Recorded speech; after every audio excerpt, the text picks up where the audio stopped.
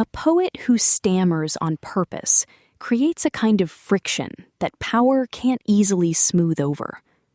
Writing for Scroll.in this past Saturday, EV Ramakrishnan describes how K Sachidanandan uses this deliberate impurity to keep language from becoming a tool of the state.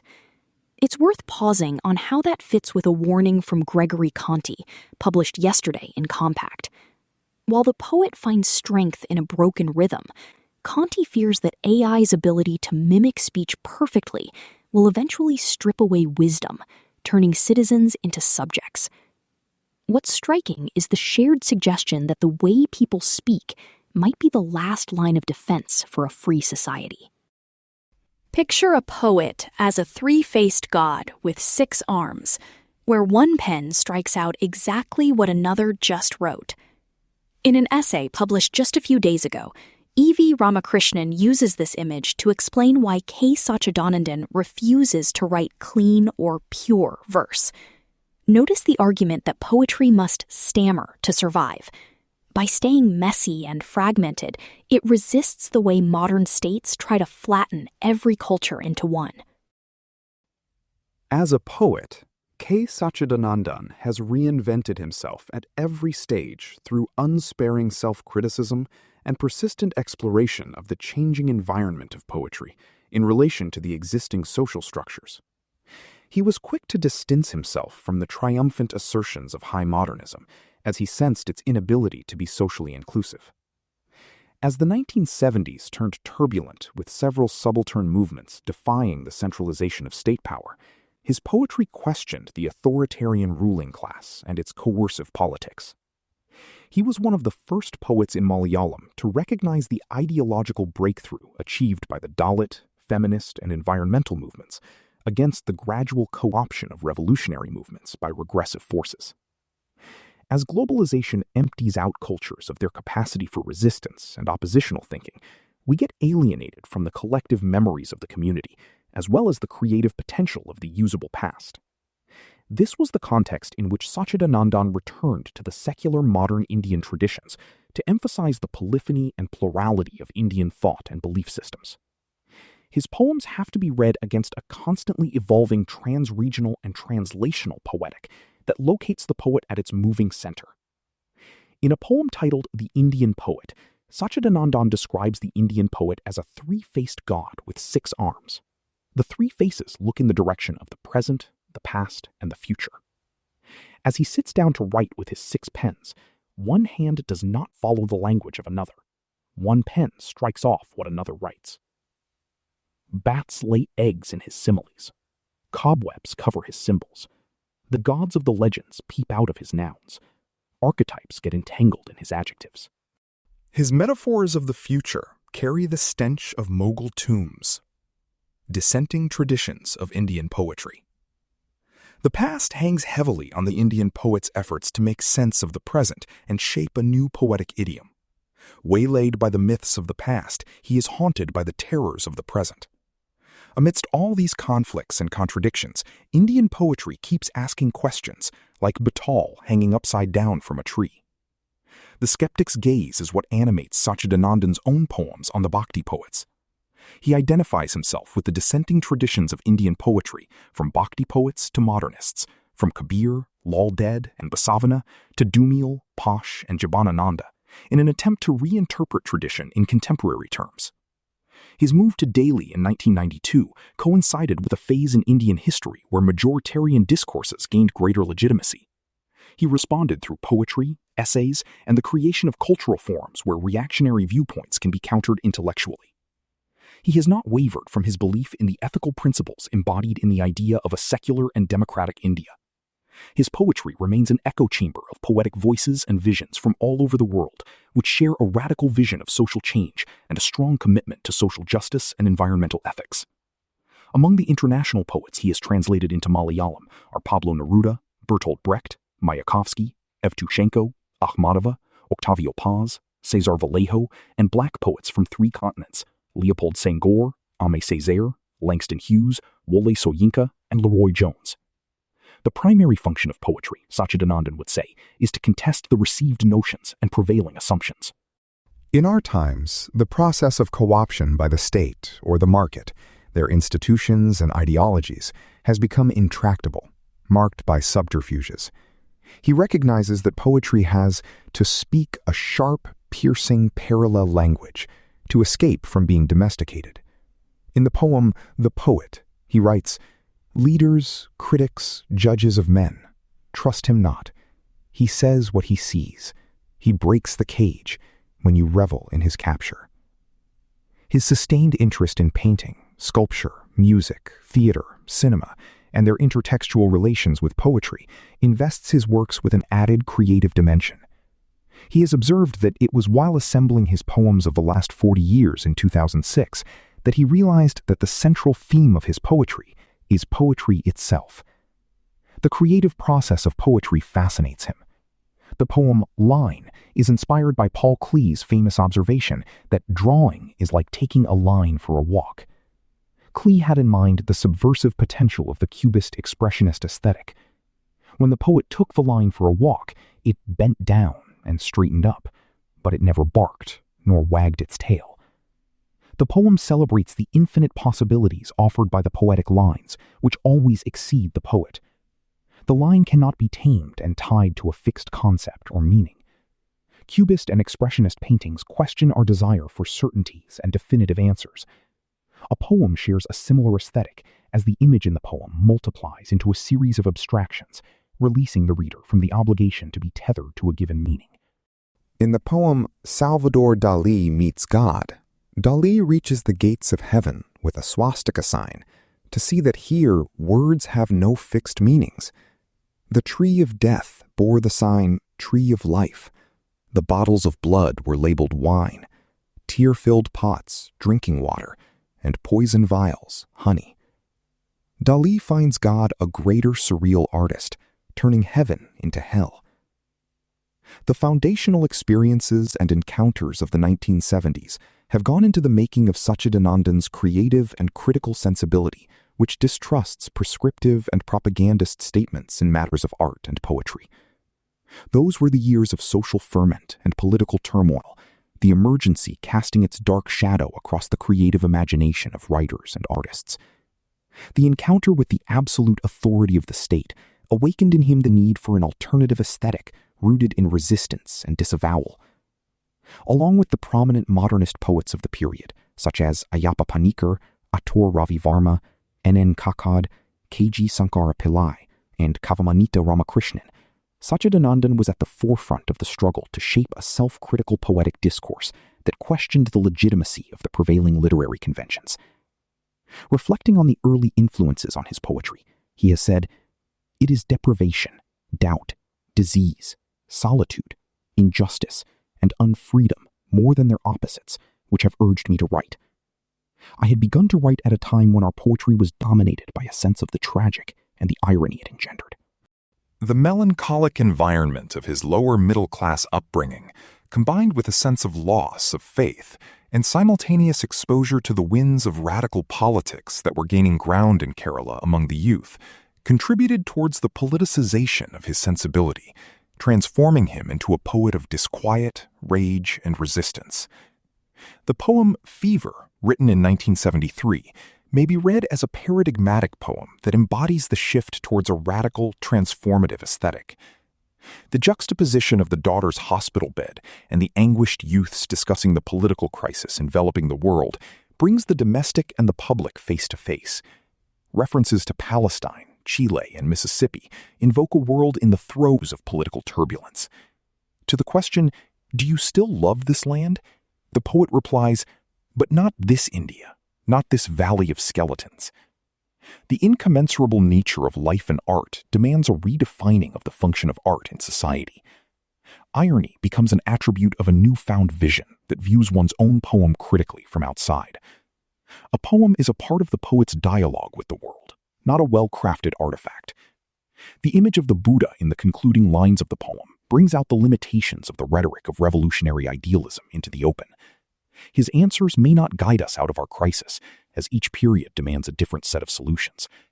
Should he fail, he may leave behind a corrupt legacy which will endanger the society instead of saving it. If he fails to shoot down sorrow with an arrow, let him shoot himself down and save the world from shaving its head. The double-voiced quality of this tone brings out into the open the irreconcilable inconsistencies between the angst-ridden world of personal suffering and the austere world of rejection and renunciation. The inconclusive, tentative nature of this ending fractures the organic unity of the poem, adding a political subtext to the dynamics of the poem. A shift towards a more earthly, less imagistic idiom in his poetry begins here. In his preface to the volume titled Kavi Budan, 1992, he addressed this deepening schism between the private and the public, as well as the materialist and the spiritual. Poems which exclude private experiences become sweeping statements or orations. Poems which leave out social experiences end up being solipsist and narcissistic. To escape falling into the trap of such binaries, poetry has to cultivate a high degree of self-awareness. Such a state is not a terminus, but a constant state of movement, where the poem takes on a performative quality of dialogue. In the poem Two Poets, the poet imagines a conversation between Eugenio Montale, a public poet, and Quasimodo, a hermetic poet. Montale tells Quasimodo that his poetry is all bones, and it can do with a little more flesh. Quasimodo replies that it is easy to catch a tame bird. Montale's strong rejoinder carries the poet's own conviction regarding the nature and function of poetry. Poetry is not something to be fed with milk and brought up in a cage. Let it feed on lightning and burst into stars in everyone's sky, rain music and wash away blood. Even mercy without beauty is better than beauty without mercy. Neither public poetry nor hermetic poetry has to be understood as absolute states of irrevocable beliefs, but as the extreme ends of a continuum along which poetry moves. Poetry loses its communicative power when it takes on an absolute view of the living reality, erasing binaries.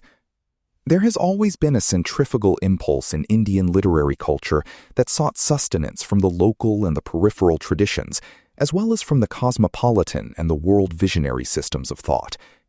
When poetry leans towards the flux of life and its contingencies, it will move away from the parochial and the insular idiom rooted in an essentialist view of the world.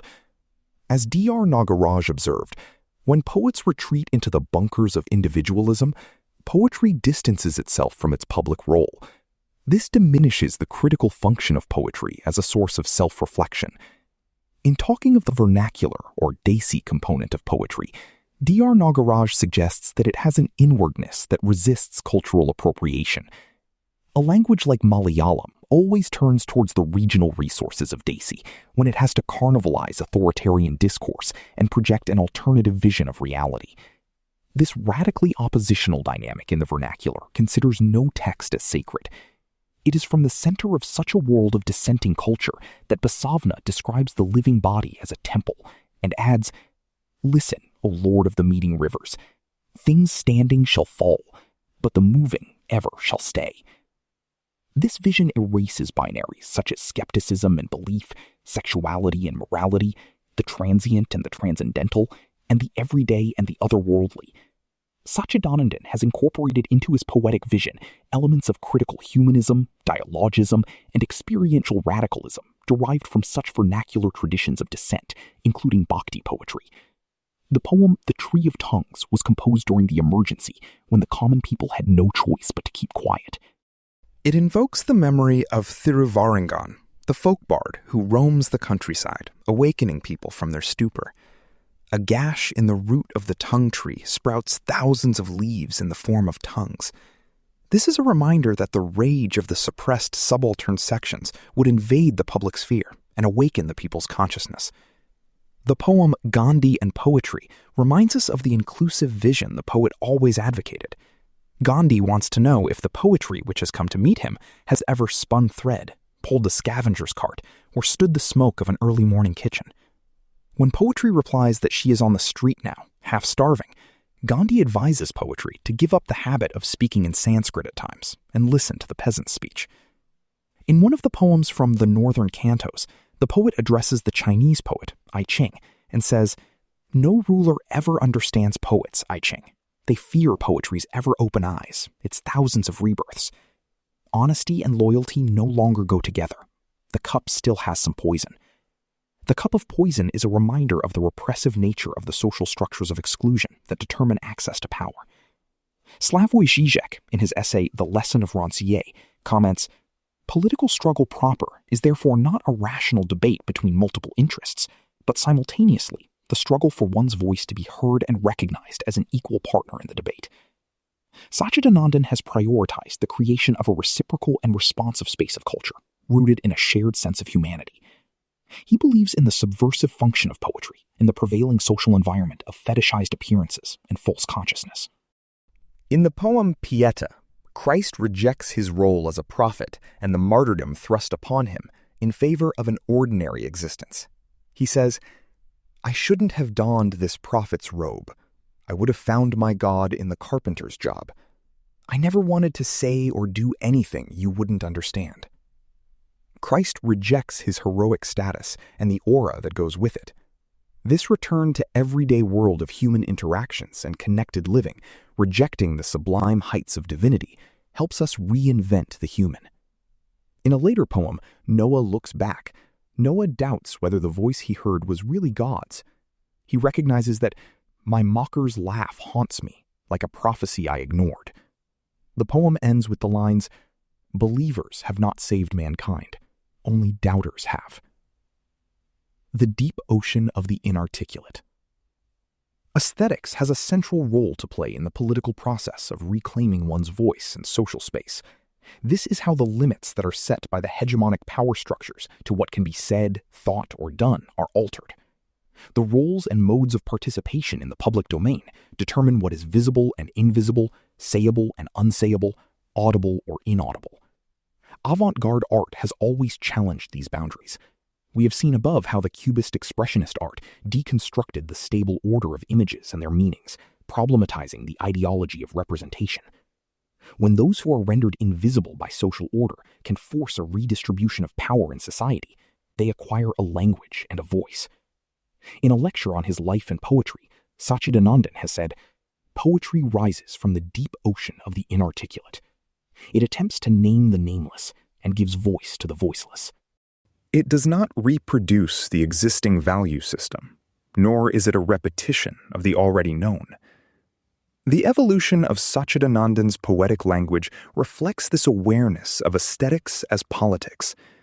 It is the ethical burden that poetry carries that makes it politically responsive. In the poem A Reply, he says, "Maybe poetry makes nothing happen, but it is a mouth regulations cannot gag. It is an eye that remains vigilant when everyone sleeps." The oppositional role of poetry is not in what it says, but in how it says what it says. Sachidanandan's diction and tone become a measure of his moral alertness. The angst-ridden personal voice of Fever is radically different from the brisk pace of the folk tone used in The Tree of Tongues. Folk idiom easily accommodates an ironical perception of the world. He has used tonal variations in his prose poems, ranging from those of fables and parables to those of the journalistic and declamatory. The language of lovers or prayers invests the poem with a tone of intimacy, altering the relation between the poet and the listener. A poem like How to Go to a Tao Temple is a triumph of the tone and texture of the poem, which holds in balance a strong sense of the sacred and a deep mistrust of religion as an institution. It demystifies the metaphysical by defleeting the discourse of blind devotion. Few poets in Malayalam have used the resources of diverse traditions of poetic discourse as Sachidanandan has done, with such telling effect to communicate nuances of political perceptions and emotional resonance. The complexity of the expressive language reinforces the centrifugal thrust that propels art towards innovation and invention. It is the outward-bound language that opens up the form and widens its communicative potential. As Sachidanandan says in the poem, Sudam, contact and contamination are essential to enrich art. Pure music? Not at all, please. Add a touch of folk, even at the cost of improvisation. Pure poetry? Again, no. Let there be a little stain of tears blood, or semen. Water, love, patriotism, and religion do a lot of damage in their pristine, pure forms. In a world where purity kills millions, the impure die to purify the world. Similarly, it is the mad who bring sanity to the world. The mad have no caste or religion. They transcend gender, live outside ideologies. Like poets, they can be Christ or Buddha in a matter of seconds. The well-known poem Stammer describes it as a mode of speech. Fluency of idiom falsifies what is said. Truth can be uttered only through the broken syllables of stammer. He questions the idea of a normative which renders the marginal as outcast and deviant. Stammer is the silence that falls between the word and its meaning, just as lameness is the silence that falls between the word and the deed. The world is not meant to be perfect, as God must have stammered when he created man. Language owes its creativity to its verbal polysemy and polyphony. Globalization breeds homogeneity and uniformity, invading the creative potential of society. Language has become a site of struggle and conflict in the globalized world of the market, where stammering is a way of asserting our difference and dissent. In his article, Turning Devi into Goddess, on some hazards of translation, Dilip Chitre speaks of the many, quote, specific non-languages or sign systems that are speechless, which inform a poetic composition. As he says, language is always more than language. Not all of Sachidanandan's poems are translatable to the same degree as the poems included here. Some of the poems he is known for in Malayalam are deeply informed by cross or intersemiotic relationships between language and its surrounding sign systems, as Dilip Chitre puts it in the above essay. One of his best-known poems in Malayalam, Eva Nekatu, Receive This One Too, is a case in point, 1987, 9-13. It demonstrates how poems deeply embedded in the vernacular imaginaries are less hospitable to another linguistic medium. In this poem, an elegy written on the death of Vailopalli Sridhara Menon, an eminent poet of the second half of the 20th century, Sachidanandan uses traditional meter and classical diction which are resonant with images, rhythms, and intertextual associations. Vailopalli was a poet's poet, and his death marked the end of an era. The poem exceeds its context by communicating an apocalyptic sense of doom, which blends with the tragic temper of the decade, as reflected in the deepening ecological crisis, waning of radical politics, dissolution of language as a creative force, and resurgence of communal forces. Local as well as pan-Indian mythical references invoke an ecosystem of culture that has evolved from its roots in the remote Sangam period. The ritualistic structure of the poem is born of mourning as well as a desire for transcendence. Poetry here becomes an act of self-sacrifice to recover the imaginative resources of language. The poem can definitely be translated into another language, but the surrounding sign systems that create a semiotic order of associations for the native reader will remain outside the reach of the non-native reader of the translation. For instance, the last section of the poem is replete with echoes from the poems of Vailopalli, which will need careful decoding to decipher their significance. The elegiac tone deepens into a piercing lament as it bids farewell to the dead poet, suggesting his identification with his language, people, land, and his times. The spectacular performative elements of the poem are made possible by its deep immersion in the subliminal histories and cultural subtexts of Kerala. This is not to lessen the significance of his poems available in English translation, which is vintage Sachidanandan, representing his entire poetic oeuvre. His poems demonstrate how the poetic word inhabits difference and diversity as part of a cultural ecosystem. For him, translation has always meant an ethical act as it crosses borders set by the official state apparatus, particularly in a globalized world. It questions the canonical and the normative in literature.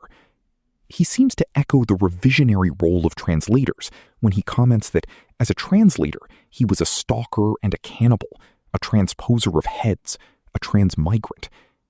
In his poem Translating Poetry, he says, "As a fish moves through water, the translator moves through minds. On the bank of each word, in the thick sand, He kneels, studying the color of each shell, blowing each conch. The translator has to confront each word with utmost care to unravel its mystery. In the process, he offers linguistic hospitality to the foreign text. For him, the creation of a reciprocal, responsive space of interaction and dialogue between languages and cultures answered some deeply felt ethical disposition within him. Translation enabled him to be in dialogue with a part of himself which was unavailable in Malayalam. This is also true of his translations of world poetry into Malayalam. This sustained effort to make Malayalam poetry contemporary has meant continuous engagement with creative possibilities of the Malayalam language and the exploration of diverse streams of vital traditions of world poetry. Through translations, he placed Malayalam poetry on the map of world poetry, its multi-voiced imaginaries rooted in resistance and resilience, breaching the provincial and parochial tendencies of Malayalam. In the poem The Standing Man, he speaks of the protest staged by Erdem Gumduz, a performance artist, by standing alone, motionless, at Taksim Square in Istanbul. Though single, he becomes a multitude, a nation that stands up against injustice, a glimpse of future seen in lightning flash. Poetry as well as translation are acts of standing against and standing for in times of crisis. In some of the most evocative lines in his poetry, Sachidanandan defines poetry here, which is also applicable to translated poetry. A man stands in the park, still, silent. The sun goes round him. Poetry is a man standing alone in a forbidden space. This piece was originally published in Think. In EV Ramakrishnan's look at the poet K Sachidanandan, there is a writer with 6 arms, where one hand constantly strikes out what another has just written. This stammer is no mistake. It's a deliberate choice to keep language from becoming too smooth or too easy for a government to use as a tool. It suggests that staying free requires being a bit messy and unpredictable. But turn the page to Gregory Conti, and the threat looks different. Conti shifts the focus from the state taking over language to the danger of handing speech over to machines. Read alongside Ramakrishnan, Conti's warning about AI starts to look like a fear that the very stammer that makes resistance possible might simply vanish. Ramakrishnan finds safety in the gaps and errors of human speech, while Conti watches those gaps being filled in by software. Notice how the ability to doubt and hesitate is the line between a citizen and a subject, and what happens when the most powerful voices in the room are the ones that never have to pause for breath. Americans do not care for artificial intelligence. Recent polling shows that their attitudes mostly range from ambivalence to horror. Some observers have suggested that opposition to AI is due to poor PR from industry leaders. If tech titans hadn't been so convinced that boasting of their apocalyptic powers was the best way to raise capital, the argument goes, then the American public would be on board. Chinese public opinion, for instance, is considerably more favorable. But these discrepancies can be read another way. The taste for liberty is not independent of culture and history. China has not known freedom for some time, but citizens of the United States have a long experience of it. It is a testament to Americans' retention of the spirit of liberty that they mistrust AI so much. The various gripes against AI are manifestations of a largely inarticulate intuition that its widespread adoption cannot be reconciled with a free society. Americans are groping toward the realization that even if AI does not end life on Earth, it will destroy our way of life. In order to make the case against AI, one need only quote the industry's leaders. They have foretold the creation of a permanent underclass once AI agents, imminently they think, surpass us in all cognitive capacities, and have long warned that misaligned AI could even lead to the extinction of humanity. This is a far cry from anything America has seen before from its captains of industry. Andrew Carnegie never promised to bring on the apocalypse. While industry leaders have softened their rhetoric of late, now disavowing the goal of complete human economic obsolescence, the major AI corporations remain officially committed to the development of artificial general intelligence, defined as an AI system that outperforms humans at most economically valuable work. Already, AI is outpacing what humans can do in many research areas, and AI-generated text and music are overwhelming the digital landscape. It is impossible to know what will actually come to pass, but given the extraordinary pace at which the technology is progressing, it would be foolish to underrate AI's disruptive capacity. The present moment is awash in schemes for regulating AI, some in radical ways. Plans for partial nationalization of the AI companies, endorsed by figures from right populist guru Steve Bannon to leftist hero Senator Bernie Sanders, IVT, Senator Marsha Blackburn's sketch of regulations that will protect children, creators, conservatives, and communities, Representative Alexandria Ocasio-Cortez, DNY, proposed moratorium on data center construction, the Trump administration's recent interventions to halt the distribution of new models deemed to jeopardize national security, the escalating calls for an international treaty to ban superintelligence, these are all salutary signs of an awakening to the threats that AI poses. And yet even these critics do not seem fully to reckon with the fact that AI portends not merely adverse economic or security impacts, but an irrevocable change in human life. Even now, AI is having deleterious effects that legislation to redistribute income or transfer control of the technology will do little to address. In particular, the most vocal skeptics have not fully reckoned with how anthropomorphic AI, models that mimic human personality traits, emotional states, and patterns of thought, as currently commercially available generative AI do, is currently in the process of unsettling human psychology and the social fabric. There are also good reasons to oppose generative AI as we already know it. It is necessary to oppose not just what AI may become and will likely do to the country, but what it is now and is already doing to our society. Given what we have already seen of AI, we can be confident that its widespread adoption will create a less free society, a less virtuous people, and a degraded culture. A movement recognizing these facts would not call merely for caution and regulation, but for limiting the diffusion throughout civil society of anthropomorphic AI that competes with human authors and artists in creating new text, audio, and images, and for ending the pursuit of superintelligence. So far, opponents of AI have overwhelmingly focused on predicting its economic effects. But AI is more than just another industrial revolution. It is already a moral and cosmological cataclysm. For generative AI has done nothing less than change the place of human beings in the cosmos. More than the printing press or the internet, perhaps more than anything since the rise of agriculture, AI alters the relationship of human beings to their world by undermining our status as the distinctive bearers of language. While Bernie Sanders and Ron DeSantis have both pointed to the loss of control of our destiny as one of AI's great risks, no leader has yet reckoned with how astonishing it is that the only form of general intelligence in our world is no longer human intelligence, nor contended with the truth that widespread interaction with machines endowed with conversational language abilities and superhuman cognitive power is the greatest social psychological experiment the species has ever run. AI skeptics, by and large, have not focused on the loss of human distinctiveness that large language models have brought about, nor have they gamed out all the ways in which, even if, an unlikely proposition, safety could be guaranteed, moral and cultural harms will ensue from its rise.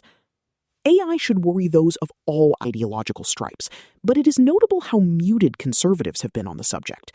For not merely the prospect of superintelligence, but also the present widespread deployment of anthropomorphic AI threaten the things that conservatives profess to hold dearest: capitalism, the work ethic, personal responsibility, individual freedom, and common-sense moral standards. Although Americans have not looked kindly on the rise of AI, no organized movement has yet developed against it. One reason for this, perhaps, is the cult of the new, which is the closest thing to an American civic religion that still exists. This penchant for exaltation of novelties is, curiously, reinforced by an equally powerful tendency to deny that there is nothing new under the sun. Libertarian-leaning thinkers, in particular, defend their embrace of anthropomorphic AI by deriding critics as Luddites and chiding them for giving off the same energy as people who shut down nuclear power plants and would have resisted the steam engine had they been alive for the Industrial Revolution. But there are, in fact, new things under the sun, and generative AI is one of them. Critics of AI are not arguing against the latest auto transmission or better solar panels.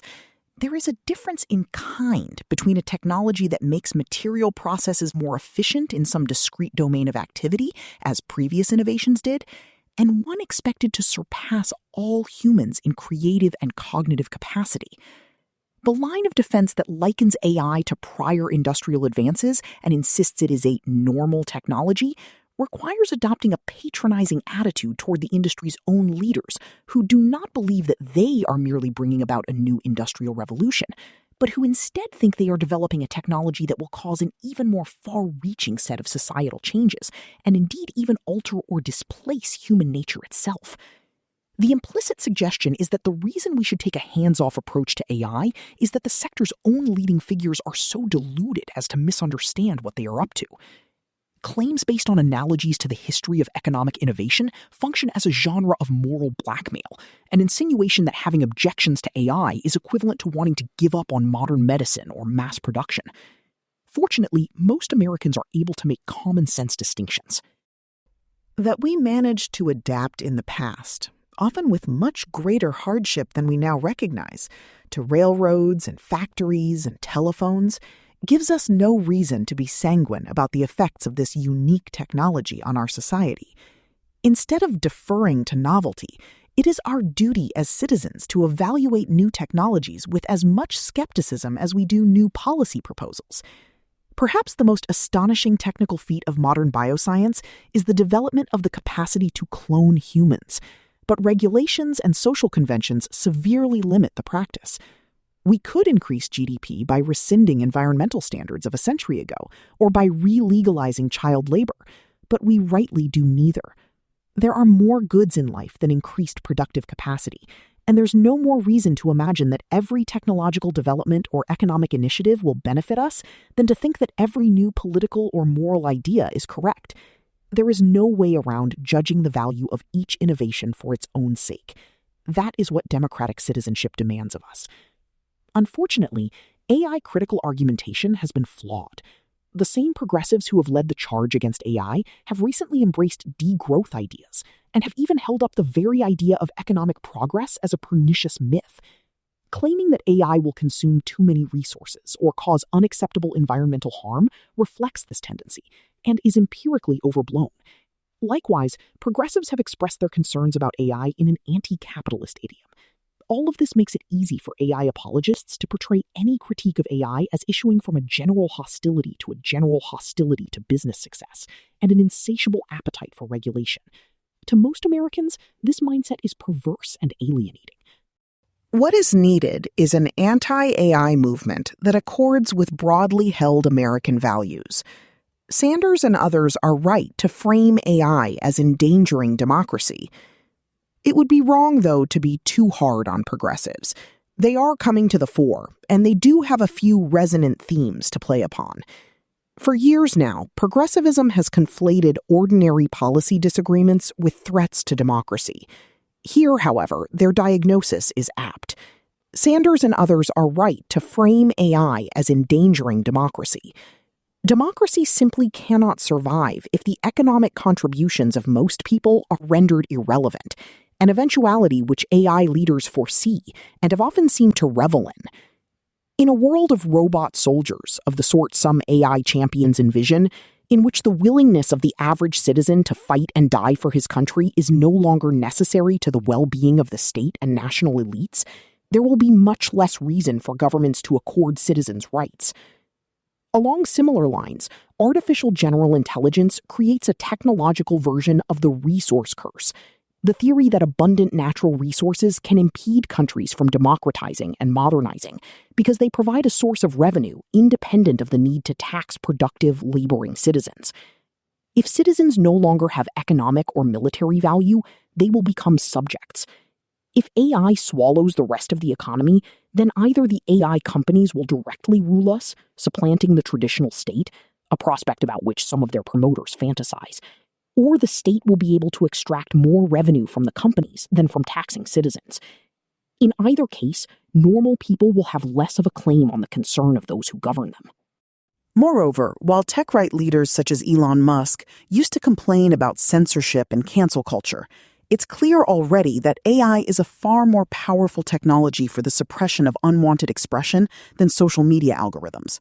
Its ability to identify and track speakers across platforms will make anonymity impossible, and the inevitable encoding of bias and partiality into its models pose great threats to discursive freedom. If free speech is an integral part of democracy, then we have good reason to fear AI. Progressives are hardly responsible for the current administration's accelerationism. Ostensibly, America's Conservative Party is in power, but the Trump administration's firm embrace, at least until its recent haphazard actions, of AI accelerationism shows how weak a political force conservatism really is in American life. While much of the American populace retains a kind of instinctive conservatism, this hardly registers on actual policymaking. Social conservatives tend to be reluctant to empower the government, partly due to a justified perception that public services and regulations skew leftward sooner or later. But without conservatives in the coalition, the possibility of an anti-AI movement with broad appeal is negligible. It is conservatives who have the intellectual resources to articulate a resistance to AI that eschews degrowth and climate doomerism and appeals to time-honored American values. In our present context, a conservative antagonism to AI would be based entirely on it being a special technology. It would not be about the inherent evil of billionaires, or about capitalism being a depraved system, or a comprehensive distrust of new technologies that improve our lives. It would be grounded entirely in the disjunction between generative AI and other innovations, and on the unlikelihood, with this sui generis technology advancing so quickly and unpredictably, that suitable breaks and recalibrations could be applied at the critical juncture. The obvious conservative response to a technology whose downsides are unfathomable is suppression, not encouragement. Move fast and break things might be an ethos conservatism can accept when the object being broken is the B2B SaaS status quo, but it cannot do so when the objects in question are human intelligence, sociability, agency, and existence. And precisely because conservatives distrust the capacity of regulators to be effective and impartial, they cannot consistently take a wait-and-see approach to an innovation with such evident downsides. The perversity of government regulation is axiomatic to modern American conservatism. From this perspective, the hope that a future government can establish effective guardrails to AI deployment must look naive. The idea of letting artificial intelligence advance and then regulating it later is not Burkean prudence, but technocratic hubris.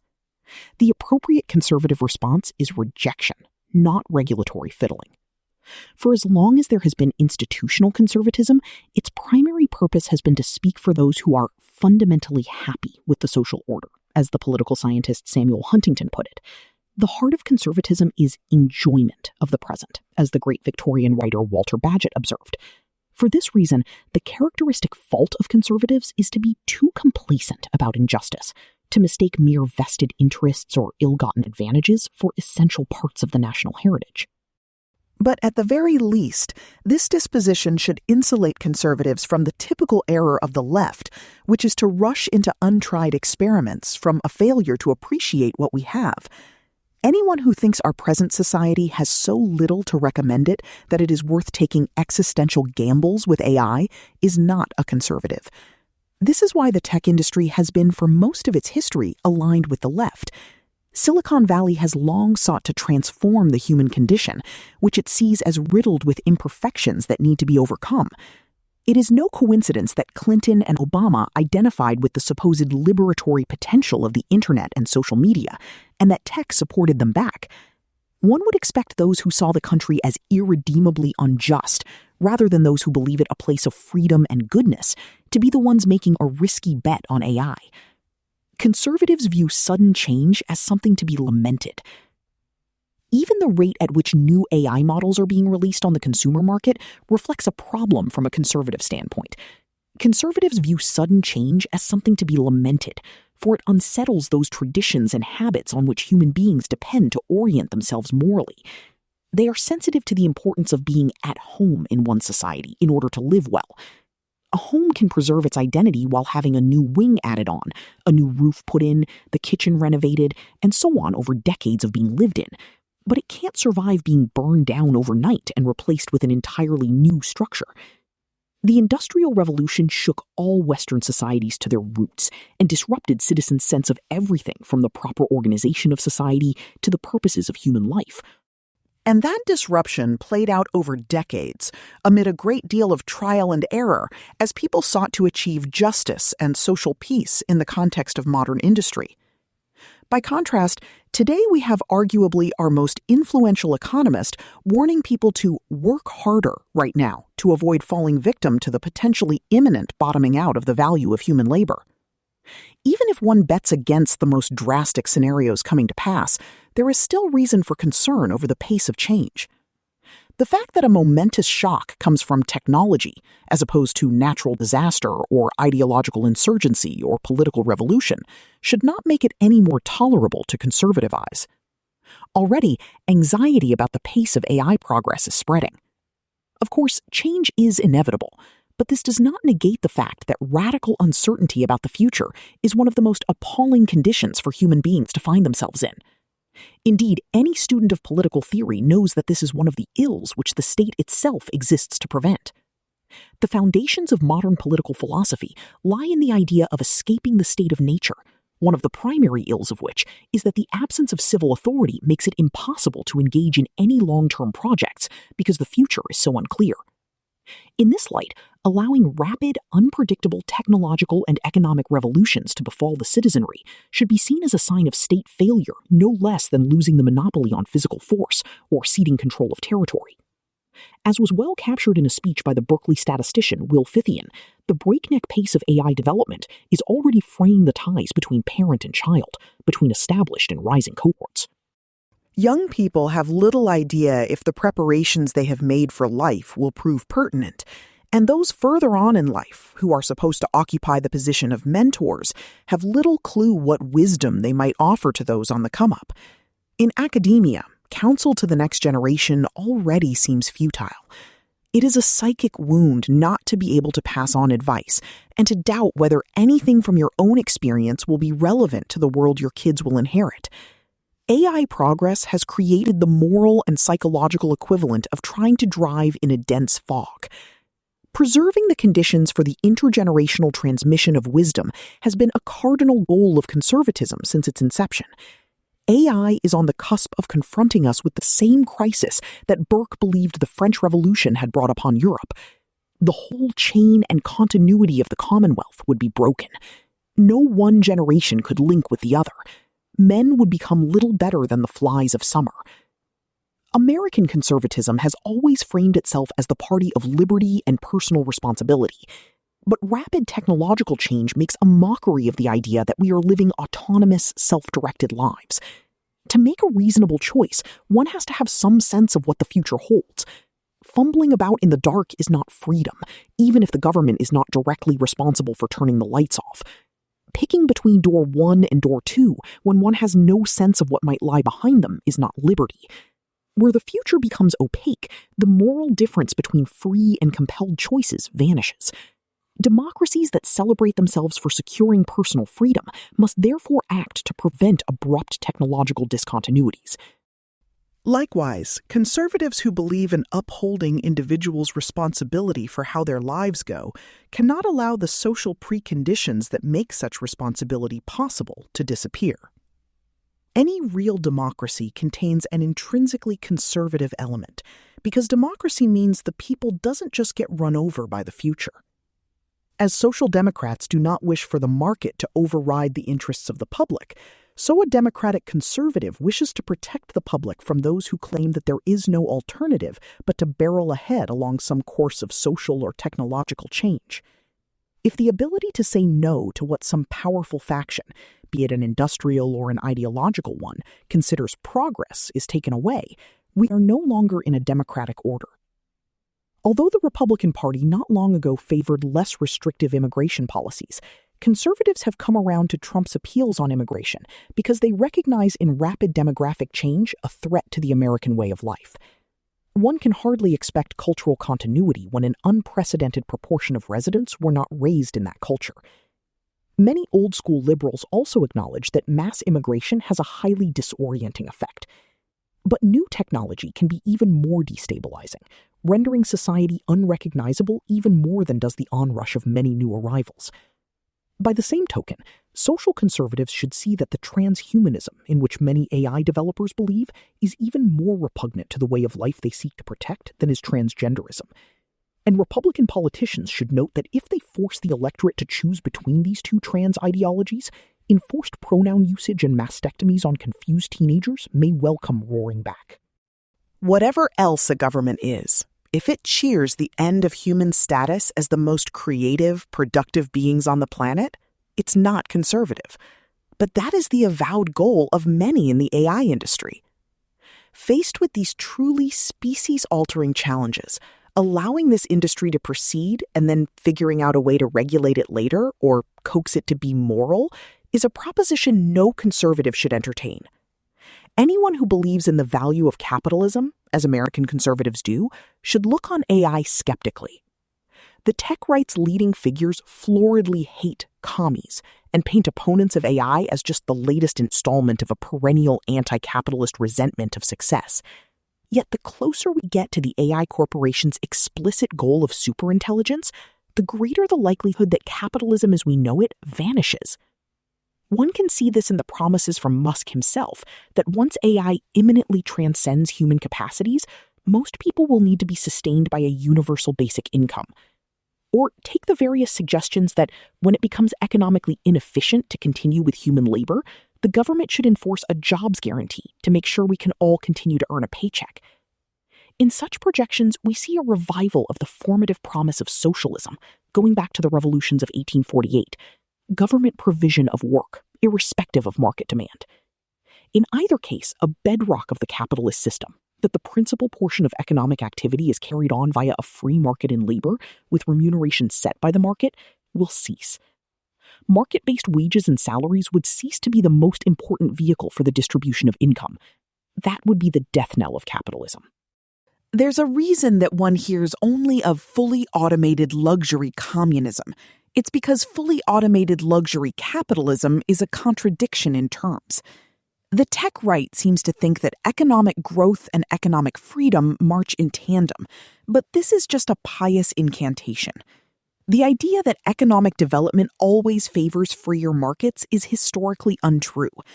Marx was wrong in the mid-19th century to expect that capitalism would imminently fall to proletarian revolution, but he was not wrong in expecting that the great increase in the scale of industry would mean that the laissez-faire of early industrialism would not be sustained.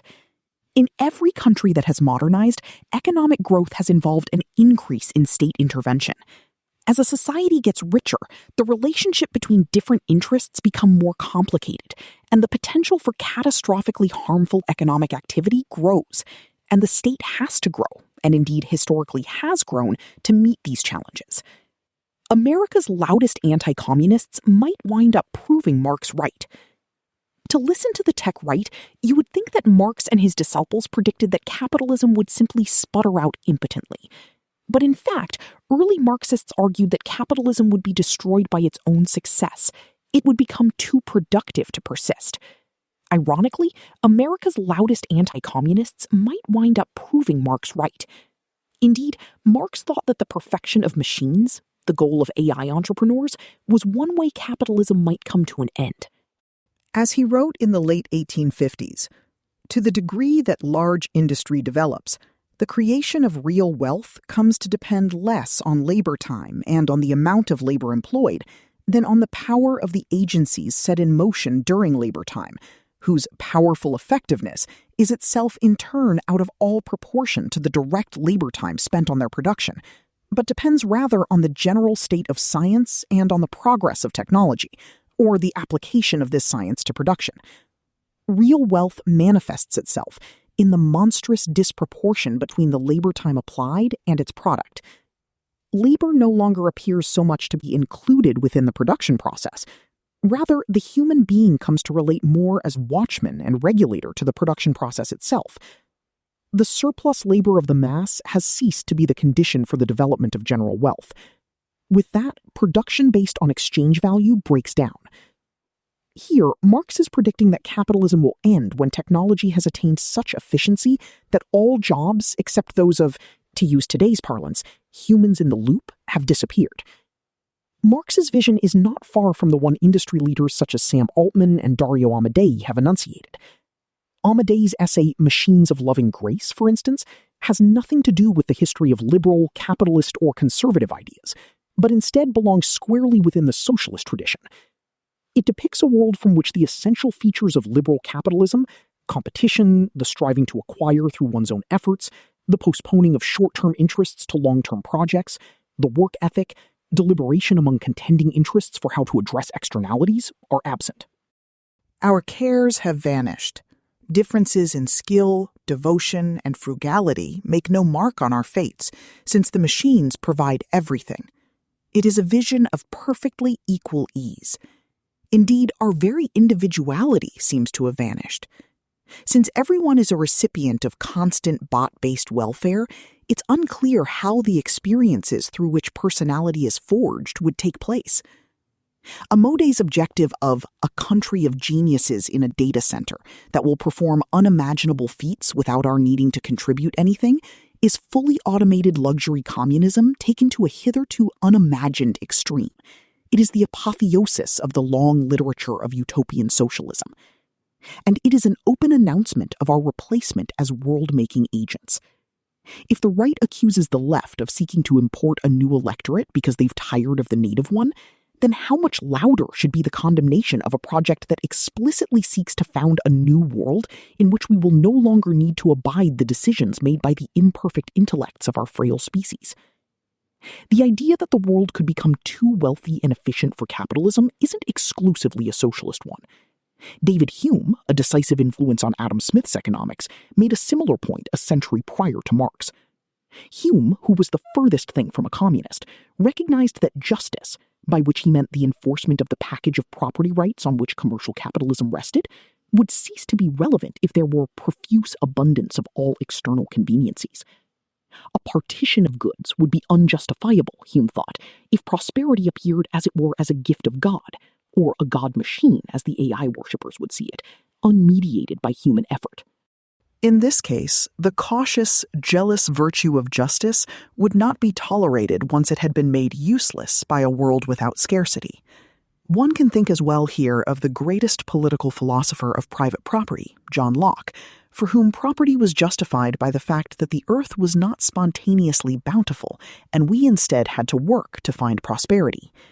Indeed, most Christian thinkers have held that in the Garden of Eden there would have been no private property. Capitalism and private property find their fundamental justifications in their claim to be the superior way of managing production and distribution in conditions of scarcity, which make human industriousness and intelligence central factors in the production of wealth. What the AI apostles promise us, a world in which what humans do matters less and less for the planet's economic output, asymptotically approaching zero, is a kind of machine-based Eden. Perhaps some find this outcome desirable, but it is the antithesis of capitalism. A system in which effort is completely detached from reward means the economy has become a mere game of entitlements and incumbency. That's an unattractive proposition, and certainly not a capitalist one. There is no reason, moreover, to think that Smith, Hume, or other classical liberals would conclude that AI must be welcomed just because it would make us richer. People do not just want to be rich, they also want valuable things to do with themselves. They want their efforts to make a difference, even if a small one, in the shape of their world. We are now well past the level of general wealth at which John Maynard Keynes presumed we would have more or less stopped working, but we have not. Striving, the urge to make something of oneself, the creative spirit that underlies even much of the drudge work in entrepreneurial and professional occupations, these continue to animate millions of our fellow citizens, even as we have become unimaginably richer along many dimensions than our forebears were. None of this would have surprised the leading lights of the classical liberal tradition. Its great thinkers never imagined that the commitment to capitalism meant embracing growth without any regard to moral consequences. Quite the opposite. The heroic age of liberal theorizing, from roughly the mid-18th to mid-19th century, featured abundant appeals to the moral good that a market system produced. Capitalism was not affirmed by them as a morally agnostic system of maximizing production. Indeed, modern capitalism came about in a time when there was intense debate about whether or not moral progress proceeded in tandem with economic and technical advance. And the great figures on the side of what would come to be called capitalism, Smith, Hume, Montesquieu, Voltaire, argued full-throatedly that it would improve morals. They took for granted that if it did not, then getting richer would not compensate for that loss. A capitalist economy, they thought, encouraged the growth of independent and upright agents, providing opportunities for them to pursue their life projects in a non-zero-sum manner and affording myriad venues for the display of human excellence and the development of our capacities. Optimism that economic expansion facilitated the development of such virtues as trustworthiness, cooperativeness, reliability, creativity, tolerance, and honesty came to be called the theory of doux commerce. Morally inflected defenses of capitalism have been with us ever since. Milton Friedman, Friedrich Hayek, and the other 20th century champions of capitalism also adopted robustly moral language. Friedman's most popular book is called Capitalism and Freedom, its title appealing to the most potent value in the Western arsenal. Great theorists of capitalism never suggested that support for it required accepting technological or other developments that compromised our freedom or the conditions in which we could achieve a good character. Conservatism, likewise, has never been an alibi for capitalism at all costs. In Europe, the Christian democratic parties after World War II sought to defeat communism, but also to shape capitalist development in such a way as would strengthen the civic fabric and accord with Christian teaching.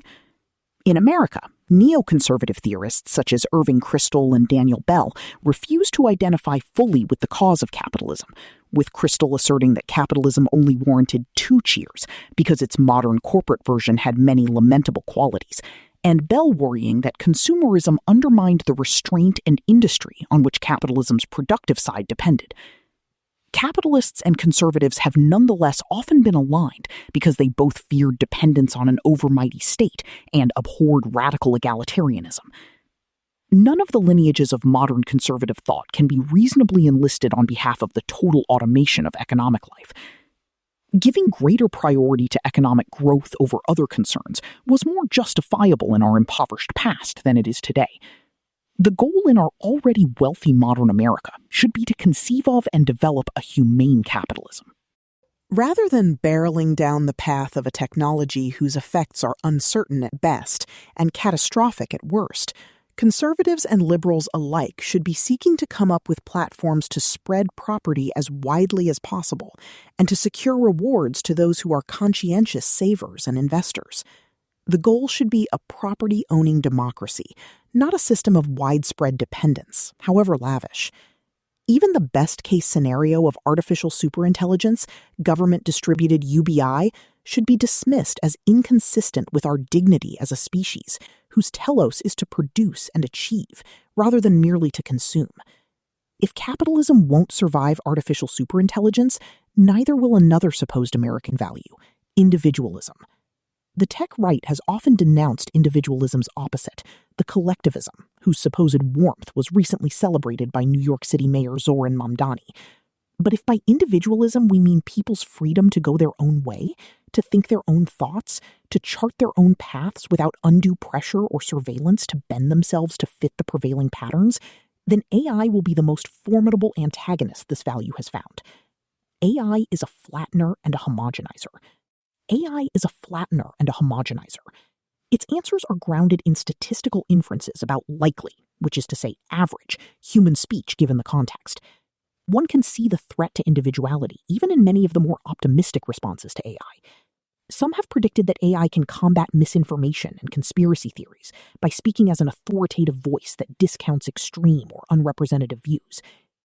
One can frame this as a boon for technocracy if one wishes, But it is also a blow to the individualist ethos that shudders at equating the modal point of conventional wisdom with the truth.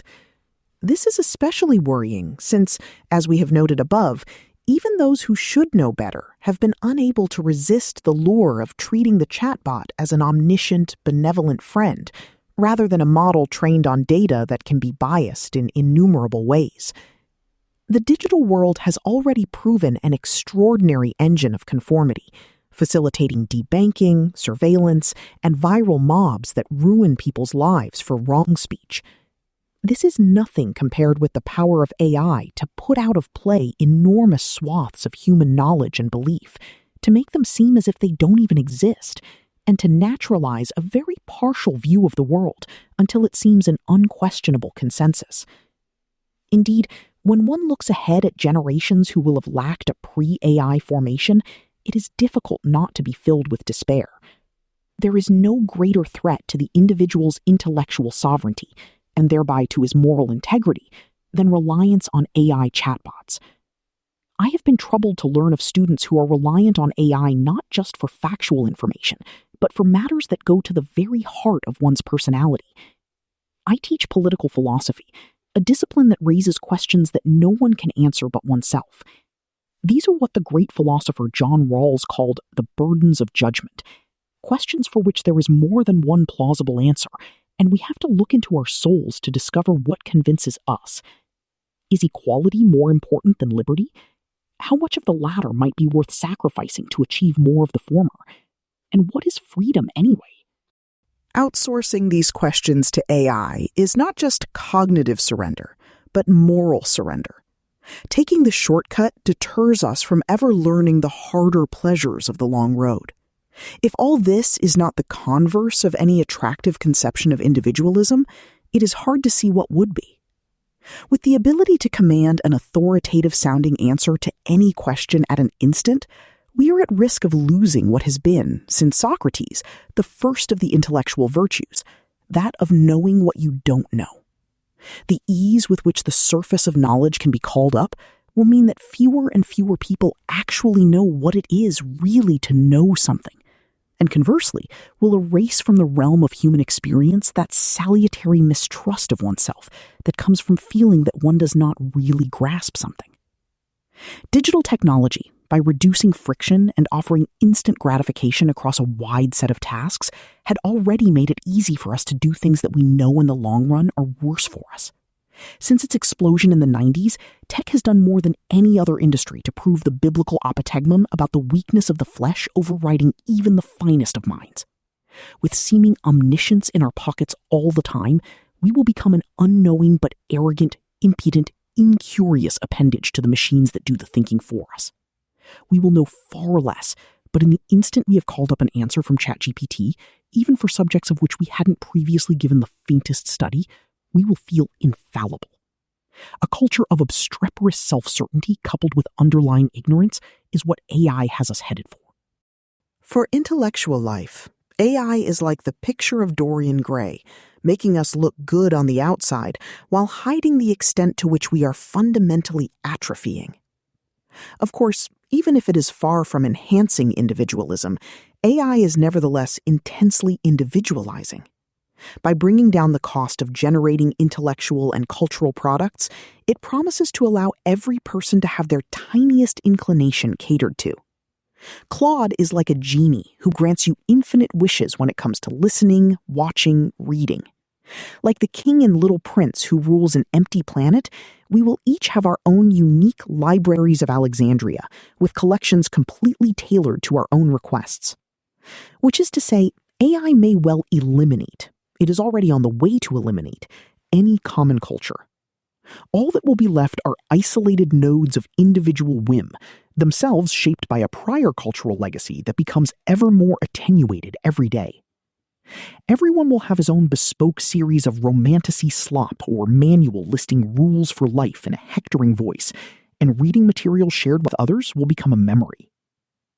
After dispatching a common culture, which can, after all, contain within it many conflicts of value and many character types, the tendency of AI will be toward the hegemony of a single ideology. Beyond the potential for ideological lock-in, there will be a narrowing of intellectual range and field of vision. AI is already affecting prose style, shrinking the amazing variegation of human expressiveness to a machine-like uniformity. The gap between AI and human beings will grow, not only because AI keeps getting better with every new iteration, but also because we become ever smaller creatures. None of this probable future of simultaneously greater atomization and greater conformity should appeal to liberals, let alone conservatives. Liberalism, after all, seeks a balance between the claims of community and those of individuality. A perfect liberal society would be one where we all swim in the same cultural sea, though the waters replenish and the tide is not so strong that each of us cannot swim out in our own direction. What AI portends, on the contrary, is a future in which we are each stuck in parallel but non-connecting bodies of water, but the current in each only goes the same way. We will be more alike than ever, but also more alone. The greatest figures in the liberal tradition, thinkers such as Alexis de Tocqueville and John Stuart Mill, were terrified of the sorts of scenarios that might face us in the near future. While they, of course, did not envision super-intelligent machines, they were worried that certain characteristics of democratic modernity, love of ease and need for comfort, dislike of uncertainty and doubt, impatience with projects that take time and effort to mature, indifference to second-order consequences as a result of demands for instant gratification, would lead democratic citizens unknowingly to give away their freedom and lose their social bonds. Tocqueville, for instance, was terrified that consumerism and short-sighted self-interest, combined with the democratic presumption that everyone's opinion must be roughly as good as everyone else's, would lead to a situation in which there was conformity but no solidarity, a world of identical strangers.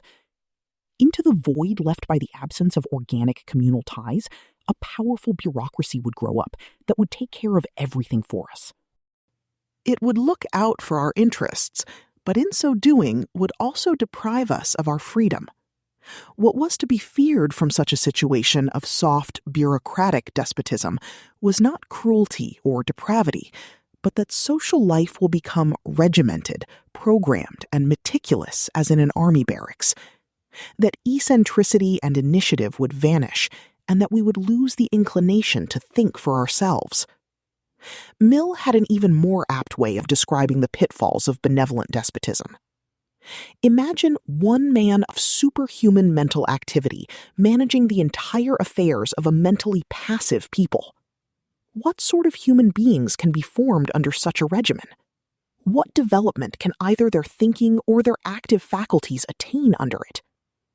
Wherever the sphere of action of human beings is artificially circumscribed, their sentiments are narrowed and dwarfed in the same proportion. The food of feeling is action.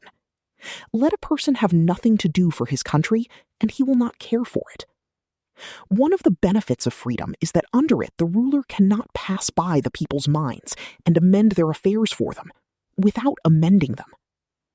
Any education which aims at making human beings other than machines, in the long run makes them claim to have the control of their own actions. We now, in fact, do have the prospect of turning over our affairs to entities of superhuman mental activity. It is clear what our great philosophers of liberal democracy would have thought of the prospect. Mill ended the sacred text of liberalism, on liberty, with a haunting warning. The worth of a state, in the long run, is the worth of the individuals composing it, and a state which postpones the interests of their mental expansion and elevation to a little more of administrative skill in the details of business, a state which dwarfs its men in order that they may be more docile instruments in its hands, even for beneficial purposes, will find that with small men no great thing can really be accomplished, and that the perfection of machinery to which it has sacrificed everything will in the end avail it nothing, for want of the vital power which, in order that the machine might work more smoothly, it has preferred to banish. These are not the words of an anything-goes libertarian. If you substitute technology for state, the peril we're now facing is evident. I agree with many conventional liberals that the state has limited ability to create meaning for people. However, it does have the negative ability to combat the onset of situations in which our capacity to live meaningfully is severely reduced. That is what it can do by restricting anthropomorphic AI use in civil society. A wealthier world but a more thoughtless and less self-reliant humanity is not what the liberal tradition dictates we support. It isn't just Marx who might be belatedly vindicated by generative AI. It may also prove the prescience of another dyspeptic social theorist in the Western canon. Recent discussions around AI have shown how eerily trenchant was the Enlightenment's enfant terrible, Jean-Jacques Rousseau, who shocked his fellow philosophers with his strident denial that moral progress and material progress proceeded in tandem. Rousseau leveled two fundamental charges against the latter. It limited our freedom, and it undermined our morality. To the first point, one of the things that Rousseau, like later critics of technology, intuited is that many kinds of technology do not simply add a new choice set atop an otherwise steady civic architecture. The automobile opened whole new vistas of possibility by allowing us to go farther, faster. But as a result of its arrival, whole types of towns and cities are no longer built. Much private property had to be commandeered to create a new transport infrastructure, and a massive new host of regulations had to be introduced. Important technologies don't simply give us one more option. Instead, they alter the fabric of society and disrupt the old equilibria around which moral expectations had developed. Are we freer after the internet? It is hard to know how to approach such a question. Certainly, greater possibilities have opened up for conducting commerce and transmitting information and connecting with those far away. But there are many things one never does or says now from the fear of being recorded. There is a palpable feeling of constant inhibition in social life as a result of the way in which the internet has shrunk the world. The global village, a terrifying idea that many somehow found liberating, and enabled the collapse of crucial context around events. Our privacy is constantly intruded on. The expectations for our being available to employers or clients have radically altered, such that the boundary between work and life has dissolved in many professions. The dopamine hit of social media has created a powerful new addiction and diminished our control over our own attention. Technology expands our productive powers, but it often also diminishes the ways available to us to live. One can opt out of using a dryer, most of Europe does, if you have an atavistic longing for hanging clothes on a line. But you cannot be a solvent, self-sustaining person and opt out of the digital panopticon. New technologies of great power have a profoundly forcing effect.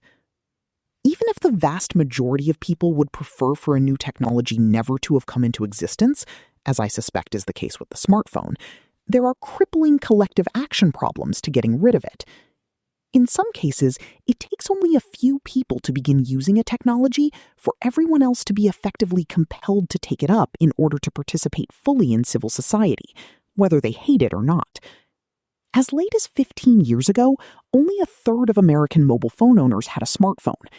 Within a decade, it would be effectively impossible to hold many jobs or go to many schools without one, not only due to new social norms, but also to formal barriers like two-factor authentication to access university or corporate equipment. Working-age Americans today are effectively not free not to own a smartphone, no matter that Congress has never mandated anyone have them. The man for whom the great value in life inhered in a certain sort of solitude or unreachability now has to choose between making a living and preserving this kind of life for himself. He still has a choice, of a sort, but it is not a choice he ever wished to have to make. He would have felt freer unconfronted with it. Likewise, new technologies change expectations and judgments about what are acceptable risks and behaviors in ways that often foreclose what are, to many, important pieces of their lives. A seminal image of American freedom is the driver hitting the open road in his convertible and speeding out to something new. For many of us, this is as close to the subjective conviction of being a free agent as there is. And yet, with the arrival of self-driving cars that are already far safer than human drivers, comes the prospect that driving oneself will soon be seen as deeply reckless. Even if it is not outlawed as an unsafe practice, as some moral entrepreneurs are already demanding, it could become practically out of reach if, say, mass social opprobrium is brought to bear on the driver, or insurance companies raise rates each year on human drivers, as they represent a progressively smaller and riskier share of the pool. The same process is already underway with AI. Social media already abundantly features people who act as if advocacy of any restrictions on deployment of a technology that originated less than a half-decade ago is tantamount to trying to ban fire. Such figures are more than ready to force you to be free, to steal a phrase from Rousseau, by making you accept the progress you are too recalcitrant to recognize. There are already studies of attitudes to AI being conducted in which it is treated as a pathology, moralization, to continue to object to AI even after being informed that it's safe and beneficial. Don't you know that it's your solemn duty as a person alive at this juncture in history to find the resources in yourself to embrace machines with the power to replace you? We can all see where this is headed, as even some thoughtful commentators are already stigmatizing the non-use of AI as irresponsible. The language of voluntariness is utterly misleading. It is more likely that we will either all be subject to a new world of effectively mandatory AI usage, or none of us will. Legal scholar David Graywall coined the term network power to describe the way in which a new modality or set of standards can progressively eliminate all other alternatives, even if a majority of people would prefer some other way of doing things, simply by making life so uncomfortable for those who decline to use it. Authors are already facing such forced choices. If you publish a book, your publisher will ask you whether you consent for your work to be included in new licensing routes for the press to supply generative AI. Not that it would matter anyway. AI companies do not care about the legal provenance of their materials. The fact that I have this choice doesn't change the fact that this is a choice I wish I did not have to face, one that feels to me like a lose-lose. For I do not wish to be a part of the AI corpus. I would rather not contribute to what I see as a debasement of research and reading. But on the other hand, with AI being pumped down our throats, I know that most students, present and future, are likely to encounter the subjects I care about largely through AI queries. Since I believe that what I wrote is true, otherwise why would I have bothered? If I exclude my work from the corpus, I am making the information that future users will get about the topic more distorted, less accurate than it would otherwise have been. I wish I had never been confronted with this dilemma. The subjective feeling of freedom, for most people, resides not in facing a series of Sophie's choices, but in the belief that there are different avenues by which they might cultivate their talents. Freedom is to a large degree just not finding your energies blocked. But AI is already taking off the table many time-honored routes for such achievement. Take my little corner of the world, the university. It is well known that cheating has exploded, to the point that assigning students papers is pointless. Now, of course, one could do a version of the gun rights defense. AI doesn't cheat. Students who use AI cheat. This is logically true, but beside the point. This talking point simply skirts the reality that we would have continued to assign papers if AI had not been invented. It is the rise of this technology, interacting with the realities of human nature, that has now taken this centuries-old manner of teaching off the table. This might look like a trivial example, but it is not. For what it means that we cannot offer this assignment is that students no longer have the opportunity to have their considered thinking assessed by a specialist who has devoted his life to the subject. Essay writing is one of the most efficacious methods for developing a whole range of mental aptitudes. And the idea that there are great men who never learned the discipline of sitting with their thoughts and wrestling with them until they came out right on the page is fantastical. Men of action, like Napoleon and de Gaulle, or of science, like Einstein and Oppenheimer, were brilliant writers in proportion to their genius in their respective domains. Since the first commercial model of ChatGPT was released in 2022, the experience of writing, the basic way in which thinking people have from time immemorial formed their minds, has been stolen from students. This is a real intellectual impoverishment. Generative AI has thus already deprived a rising generation of the greatest tool for real learning there is. This experience of having pedagogical and educational possibilities contract is a foretaste of what life will be like as AI continues to advance. Doors will close in every direction. Efforts to verify human authorship of one task or another, or find a way around the scams and plagiarism, will occupy an increasing portion of our time and energy, further incentivizing us to turn over the demanding but meaningful activities of thought and creation to the LLMs. When we foreclose opportunities, moreover, we shift the kinds of personality that thrive. The written word was the decisive medium for the formation of a certain species of intelligence: slow-developing, iterative, precise but imaginative, meditative, unflashy but memorable. If the written word is no longer a reliable indicator of a human intelligence behind it, that means that we will rely even more on the qualities of personal presentation and charisma, quick-draw wit, and hollow rhetorical dexterity that have already been excessively prized since the television age began. If, as several academics are already predicting, lowering the costs of writing means that producing a thoughtful, long-researched book or article no longer can be relied on to help one advance, even in the supposed citadel of reason that academia represents, then we have to worry that the shy and retiring but deliberate and measured person will be selected out of the corridors of prestige and power. This would be a disaster. The man who is better on the page, with the pen or the paintbrush, than in person, has been responsible for many of the greatest achievements in our history. We should not celebrate any advance that promises to further marginalize these valuable personality types. I suspect the human spirit will become cramped, developing in fewer directions, displaying fewer virtues as the field of freedom diminishes under the influence of artificial intelligence. What we should want out of our economy is the increase in the avenues through which human excellence in its manifold forms can be achieved and displayed. That is real wealth, not the mere augmentation of consumption and achievement of autonomous digital superiority. But it is the latter that our tech sector and our government seem determined to give us. Rousseau offered a second warning about the pursuit of material progress, that modern technological commercial society undercuts morality. The Genevan philosopher argued that the highly sophisticated civilization of 18th century Europe was soulless and fake. Factitiousness trumped authenticity. Appearing and pretending trumped being and achieving. Whether that was fair or not in his time, it is an accurate charge against our AI-ridden culture.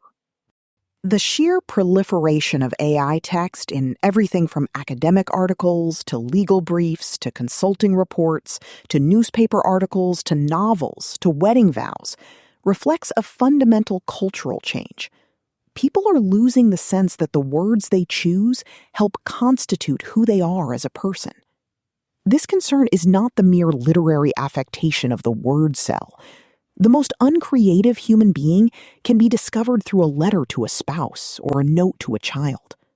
If we lose the idea that we are responsible for our words, our ability to make sense of the words of others will atrophy. We will lose our connection to our very selves. Even the humblest of us can attain personality and integrity through his relationship to his words.